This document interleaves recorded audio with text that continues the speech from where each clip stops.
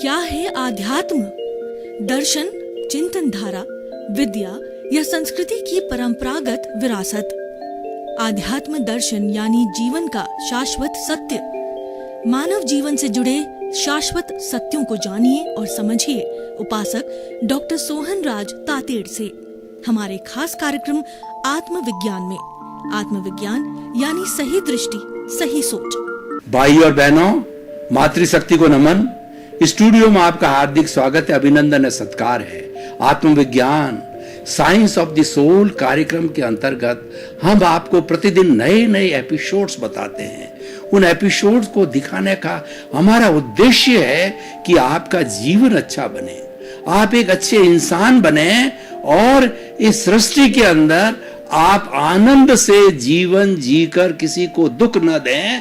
उन सब चीजों को आपको हम बताना चाहते हैं कि कौन से वो सूत्र है, कौन से वो घटक है, कौन सी वो मुख्य सिद्धांत है जिसके माध्यम से हम आनंदित हो सकते हैं और दूसरों को भी आनंदित कर सकते हैं। उसके लिए हमारा आत्मविज्ञान कार्यक्रम है। आत्मविज्ञान कार्यक्रम के केंद्र में आत्मा है। आत्मा है तो हम हैं, आत्मा नहीं है तो हमारा कोई अस्तित्व नहीं है। इसीलिए जो मूल चीज हमारे केंद्र में है तो सारी बातें हमारी प्रामाणिक होती है। तो इसी क्रम में आज का हमारा बहुत सुंदर एपिसोड आपके सामने लेकर के हम प्रस्तुत हो रहे हैं। आज का हमारा एपिसोड है जगे जगी सवेरा। भाई और बहनों, बहुत सुंदर एपिसोड है। एक व्यक्ति सो रहा होता है, चाहे 9 बज रही है चाहे 10 बज रही है, तो सोते सोते तो उसको नींद के अंदर कोई एहसास नहीं होता है कि सूर्य इतना चढ़ गया है, सवेरा हो गया है।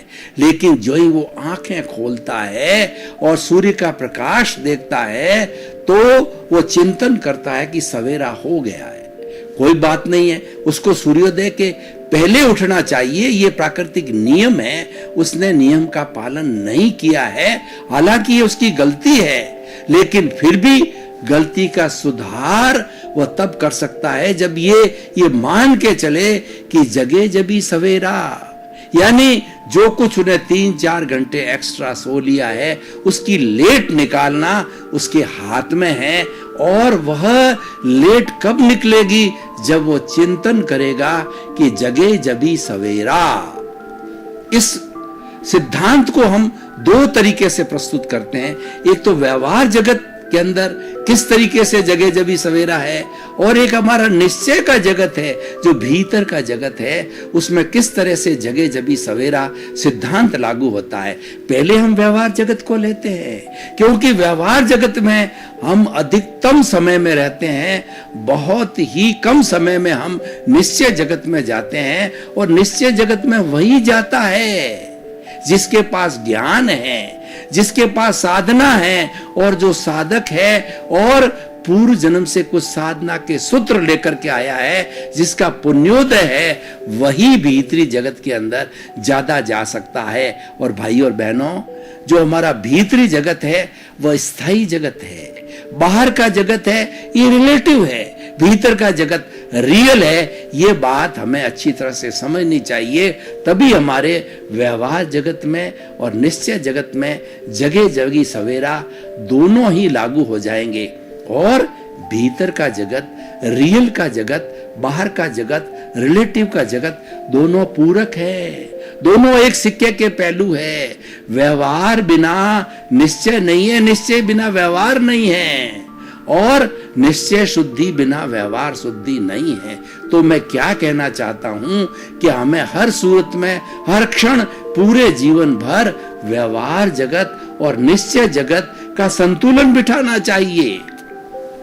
जो कुछ आता है भीतर से आता है, क्योंकि मुख्य भीतर है, भीतर ही बाहर को जन्म देता है। कैसे? मैं आपको उदाहरण देता हूं। हमें कोई भी कार्य करना है, मान लीजिए कि हमको ड्राइविंग करके एक स्थान से दूसरे स्थान पर जाना है, तो पहले हम दिमाग में चिंतन करेंगे कि मुझे मेरे घर से ऑफिस को जाना है। ये चिंतन आता है, ये विचार आता है, ये मन में आता है। तो इसका मतलब ये पहले भीतर आता है, उसके आए बिना आप कार पे बैठ के या बाइक पे बैठ करके तुरंत रवाना नहीं हो सकते। इसका मतलब क्या हुआ? प्राथमिक भीतर है और उसकी परिणति है वो बाहर है, वो व्यवहार जगत के अंदर है। तो हम व्यवहार जगत से चलते हैं कि जगे जबी सवेरा। इसका अर्थ ये हुआ कि अब जो कुछ चला गया है उसको भूल जाओ, बीती ताही बिसार ले और आगे की सुध ले। जैसे मैं 75 साल का हो गया और मैंने कुछ कार्य किया है और इस सिद्धांत को मानकर चला हूं तो बहुत अच्छी बात है। कई लोग इस सिद्धांत को मानकर नहीं चले हैं और वो अज्ञानतावश भूल करते रहे और उनको आगे जाकर के ज्ञान मिला, उनको सूत्र मिला कि जगे जबी सवेरा। तो फिर हर क्षण का सदुपयोग करना चाहिए। इसका मतलब है हमें टाइम मैनेजमेंट करना चाहिए। हमारे इस पौद्गलिक शरीर का कब अंत हो जावे हम कह नहीं सकते हैं। हमारा आयुष्य काल कब समाप्त हो जाए किसी को मालूम नहीं है। इसीलिए हर क्षण हमें चिंतन करना चाहिए कि जगे जबी सवेरा। अब हम जग गए हैं तो प्रकाश होना चाहिए। सवेरा मतलब प्रकाश। प्रकाश ज्ञान का प्रतीक है, अंधकार अज्ञान का प्रतीक है। यानी प्रकाश में आने के बाद हमें ज्ञान में रहना चाहिए। तो जब अब सवेरा हो गया है तो आप अपना व्यवहार जगत के अंदर अच्छे कार्य चालू कीजिए। सबसे अच्छा कार्य क्या है कि जो कुछ हमारे जन्म से मृत्यु के बीच के अंदर चलता है, लाइफ स्पान के अंदर चलता है, वह हम पीछे से लेकर के आए हैं। ये मेरा नाम सोहन राज है। सोहन राज को ये मन वचन काया रूपी जो शरीर मिला है, पुतला मिला है, वो पूर्व जन्म के कर्मों के हिसाब के लिए मिला है।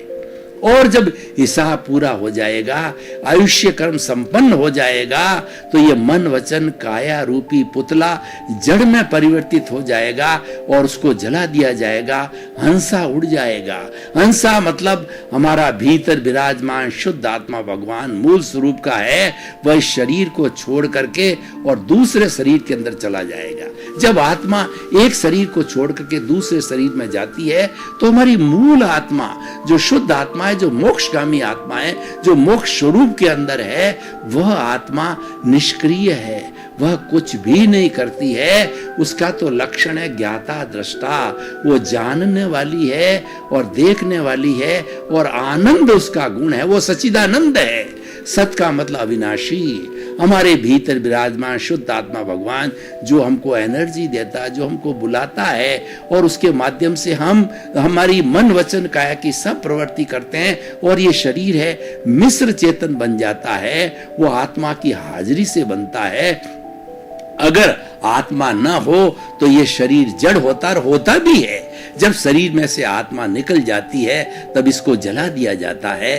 तो मैं बता रहा था कि आत्मा किस तरीके से एक शरीर को छोड़ करके दूसरे शरीर में जाती है। गीता में कहा गया है, भगवान कृष्ण ने कहा है कि जिस तरीके से हम पुराने जीर्ण शीर्ण कपड़ा फट जाता है तो उस कपड़े को फेंक देते हैं, उसी तरह से हमारी आयुष्य के संपन्नता होने पर ये हमारा जो शरीर है वो जीर्ण शीर्ण हो जाता है। तो जीर्ण शीर्ण होकर के हमारा शुद्ध आत्मा भगवान है, वो साथ के अंदर कार्बन शरीर, कॉजल बॉडी, लिंग शरीर और राग द्वेष, वो कषाय, वह क्रोध मान माया लोभ और वो मोह का संसार जिसको कि हम कार्बन शरीर कहते हैं, वो वेयर हाउस है। वह न हिलता है न डुलता है। वो तो आत्मा के एक एक परमाणु के साथ में फेविकॉल की तरह चिपका हुआ है। ये दो तत्व हो गए जड़ और चेतन। अब एक तो न हिलता है न डुलता है और एक बिल्कुल चेतन निष्क्रिय है। इनको धक्का देने वाला है। तीसरा तेजस शरीर है जिसको कि हम ल्यूमिनस बॉडी कहते हैं। वह बॉडी दोनों को धक्का देती है, वो इनर्शिया देती है और मोमेंटम ऑफ द इनर्शिया के माध्यम से ये दोनों धक्का लगते ही जैसा हमारा अगले जन्म का आयुष्य का बंध होता है, जिसकी मां की गर्भ में जन्म लेना होता है, जिस द्रव्य क्षेत्र काल भाव जिस क्षेत्र में जन्म लेना होता है, जिस समय में जन्म लेना होता है, जिन भावों के साथ जन्म लेना होता है, तो वह उस मां की गर्भ में निश्चित समय पर जाकर के पुनः कुछ ही क्षणों के अंदर अधिकतम 4 समय एक हम पलक झपते हैं तो असंख्य समय निकल जाते हैं। समय की छोटी से छोटी इकाई यानी एक नेग्लिजिबल टाइम के अंदर आत्मा इस शरीर को छोड़ करके दूसरे शरीर में चली जाती है। तो भाई और बहनों, समझने की बात यह है कि हम एक एक क्षण का उपयोग करें। वो उपयोग कैसे होना चाहिए कि जो कुछ हमारे साथ में घटित हो रहा है, कोई हमको गाली दे रहा है, कोई हमको प्रशंसा कर रहा है, कोई हमको सुख दे रहा है, कोई हमको दुख दे रहा है, और हमारे पुण्योदय से हमें धन संपत्ति परिवार और अच्छा मकान मिल रहा है, या पापोदय से हमको झुग्गी झोपड़ी मिल रही है, या हमारे साथ हमारे दुख है, दर्द है, कलह है और पैसे की कमी है, 2 जून की रोटी भी नहीं है, ये सब किसने किया? ये हम पीछे से लेकर के आए हैं, पुण्योदय और पापोदय, जिससे सुख दुख की अनुभूति होती है। ये कर्म बीज हम पीछे से डाल करके आते हैं, और वो तो इस जन्म में तो हमको कर्म फल मिलता है।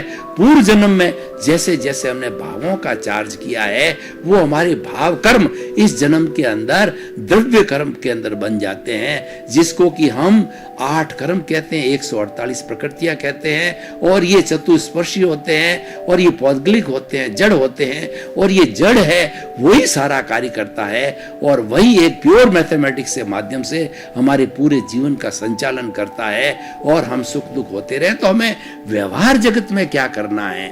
जगे जवी सवेरे का अर्थ यह है कि व्यवहार जगत में हमारे साथ जो कुछ भी अच्छा या बुरा घटित हो रहा है, उसके साथ हम जुड़े नहीं, उसके साथ हम राग द्वेष न डरे। हमने राग द्वेष जोड़ दिया, अभिप्राय दे दिया, ओपिनियन दे दी, हमने कॉज डाल दिए, तो कॉज डालते ही नए कर्मों का, नए बीजों का वपन हो जाएगा, और हमें अगला जन्म मिलेगा। हमारा जगे जवी सवेरा का सिद्धांत ये बता रहा है कि जो कुछ भी अच्छा या बुरा आपके जीवन भर घटित होता है, उसको देखते रहो, क्योंकि भीतर जो प्रभु विराजमान है वो ज्ञाता दृष्टा है, वो जानने वाला है, देखने वाला है। वो इस सोहन राज के मन वचन काया रूपी जन्म से मृत्यु तक क्या कार्य कर रहे हैं, उनको मात्र देखता रहता है। जैसे कि हम जो है किसी और को देखते हैं, हमारे सामने फुटबॉल की टीम खेल रही है तो उसको हम दृष्टा भाव से देखते हैं, ठीक उसी तरह से भीतर विराजमान प्रभु जो है हमारे मन वचन काया की हर प्रवृत्ति को, हर उदय को, हर प्रारब्ध को जो है वो देखता रहता है, और यही उसका लक्षण है। हमें देखने की प्रवृत्ति रखनी चाहिए। देखना कैसे? देखिए, देखा 2 तरीके से जाता है। जैसे मैं आपको देख रहा हूं, आंखों से देख रहा हूं, तो देखते ही मेरे भीतर भाव कैसे प्रकट होते हैं? वो भाव है, वही पुरुषार्थ है। अगर मेरे भीतर जो है वह बदले की भावना पैदा होती है कि ये मुझे क्यों दुख दे रहा है, मैं इसको देख लूंगा, मैं इसको मारूंगा, ये व्यक्ति गलत है, उसकी ओपिनियन दे दी हमने, या उसका अभिप्राय दे दिया, तो नए कर्मों का बंधन हो जाता है। तो ये हमारा जो है एक कहना चाहिए गलत पुरुषार्थ हो गया। और यथार्थ पुरुषार्थ क्या है कि ये जो कुछ मुझे गाली दे रहा है, दुख दे रहा है, तकलीफ दे रहा है, ये मेरा ही किया हुआ है। पूर्व जन्म के अंदर मैं करके आया था, लेके आया था, मैंने किसी के साथ में किसी को दुख दिया है, तो वो आज निमित्त बन करके उसको प्रकृति ने निमित्त के रूप में मेरे सामने खड़ा किया। क्योंकि प्रकृति का नियम है, as you will sow so will you reap, जैसा आप बोओगे वैसा काटोगे। तो ये प्रकृति का नियम है, कारण बिना कार्य नहीं होता है। तो कारण हमारा पिछले जन्म का क्वेश्चन पेपर हम दे के आए थे, तो आज हमें उसका परिणाम मिल रहा है, क्योंकि वो पेपर हमारा ही दिया हुआ था। और हमारी प्रकृति जो है कोई अन्याय नहीं है, इसीलिए कहा जाता है कि हुआ सो न्याय। यानी प्रकृति जो कुछ भी पनिशमेंट या अवार्ड देती है, हमारे उपादान पूर्व जन्म के किए हुए भाव कर्मों के अनुरूप जो है हमें वो पुण्योदय देती है या पापोदय देती है, वो निमित्त खड़ा करती है। क्योंकि हम जो पीछे से लेकर के आए हैं, हम इस जन्म में प्रकृति के अधीन हो जाते हैं, स्वतंत्र हो जाते हैं। तो कहने का अर्थ क्या है कि जगे जबी सवेरा का मतलब है जो कुछ हमारे सामने घटित हो रहा है वो सारा हमारे विचारों के द्वारा घटित होता है। तो विचारों को बाईपास करो। हम अगर उस विचारों के साथ जुड़ जाते हैं तो हम नया राग द्वेष पैदा करते हैं। वो हमें नहीं करना है। जगे जबी तभी हमारी लेट निकलेगी कि हमने पिछले समय जो हमारा जीवन निकल गया है उसमें हमने कर्मों को नहीं काटा या राग द्वेष को नहीं धोया, तो कम से कम हम धोया जाए। धोया जाने का मतलब ये है उसकी उपेक्षा करो, उसके साथ जो घटित हो रहा है उसके साथ जुड़ो मत, उसमें तटस्थ रहो, उसमें मध्यस्थ रहो, उसमें ज्ञाता दृष्टा रहो, उसमें देखते रहो, जानते रहो कि मेरा ही किया हुआ है और वह उदय में आया है। ये तो एक फिल्म है। हम किसी थिएटर में जाते हैं, 2.5-3 घंटे की फिल्म देखते हैं, तो फिल्म के अंदर हम क्या देखते हैं कि एक जो हीरोइन होती है, एक हीरो होता है, एक विलियन होता है। हीरो हीरोइन में प्रेम होता है, शादी होता है, और विलियन भी जो है उस हीरोइन से प्रेम करता है तो उसको वो हथियाना चाहता है, तो ऐसी अटेम्प्ट करता है, तो उसके पति के साथ झगड़ा होता है, लड़ाई होती है, हिंसा होती है, और ऐसे ऐसे दुर्व्यवहार हो जाते हैं विलियन के द्वारा कि हम भावुक होकर के रोने लग जाते हैं। अरे वो तो जड़ है। जैसे जैसे फिल्माया गया है हीरो हीरोइन ने किसी पात्र के रूप के अंदर, वो तो उसकी फिल्म चल रही है। उस फिल्म के साथ हमें जुड़ना नहीं है, उस फिल्म के साथ हमें भावुक नहीं होना है, मात्र जानना है और देखना है। ये हमारे भीतर का है। जगे जबी सवेरा होता है और हमारा यथार्थ पुरुषार्थ यही होता है कि ये तो जड़ है।